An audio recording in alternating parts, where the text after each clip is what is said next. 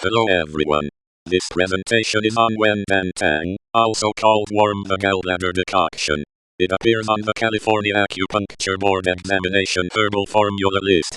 I will review its traditional pattern, a short hypothetical patient case, 3 potential drug-herb interactions, and a practical management plan. The purpose is educational. Herbal formulas are selected by pattern, but medication safety still requires attention to pharmacology, dose, duration, and the individual patient. Traditionally, Wen Dan Tang is classified under treat phlegm. A representative pattern is gallbladder and stomach disharmony with Phlegm-Heat, insomnia, palpitations and nausea. Important ingredients include banzia, juru, jiaxi, chenpai, fuling, gankao, shengjiang, dazao. The key clinical idea is pattern matching. A formula can be appropriate for one patient and inappropriate for another patient with the same biomedical diagnosis. Before treatment, I would also screen for red flags, confirm that urgent biomedical evaluation is not being delayed, and review the exact medication and supplement list.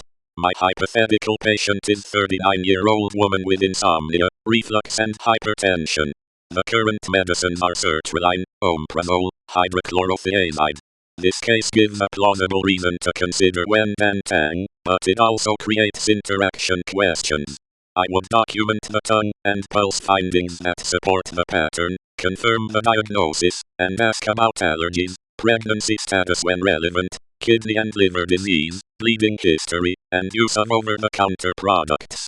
Medication reconciliation is essential because many interaction risks come from the combined physiologic effect rather than from one single herb. Interaction 1 is gankao plus hydrochlorothiazide. The mechanism is licorice can worsen potassium loss and hypertension. The clinical significance is moderate with prolonged use. My management plan is monitor potassium and blood pressure. I would explain to the patient that evidence quality differs across herbal products and interactions. Therefore, the safest approach is to use a known product, avoid unnecessary overlapping supplements, and pay special attention to medicines with a narrow therapeutic index. Interaction 2 is chenpai plus CYP substrates. The mechanism is citrus peel may affect metabolism or transport of some medicines. The clinical significance is usually low, but uncertain. My management plan is review narrow therapeutic index drugs and monitor response. I would explain to the patient that evidence quality differs across herbal products and interactions. Therefore, the safest approach is to use a known product, avoid unnecessary overlapping supplements, and pay special attention to medicines with a narrow therapeutic index. Interaction 3 is sedating treatment plus psychotropic drugs.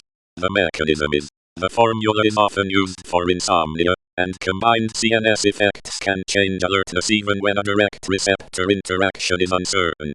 The clinical significance is usually low, but clinically relevant for driving or fall risk. My management plan is start conservatively and assess daytime sedation. I would explain to the patient that evidence quality differs across herbal products and interactions. Therefore, the safest approach is to use a known product, avoid unnecessary overlapping supplements, and pay special attention to medicines with a narrow therapeutic index.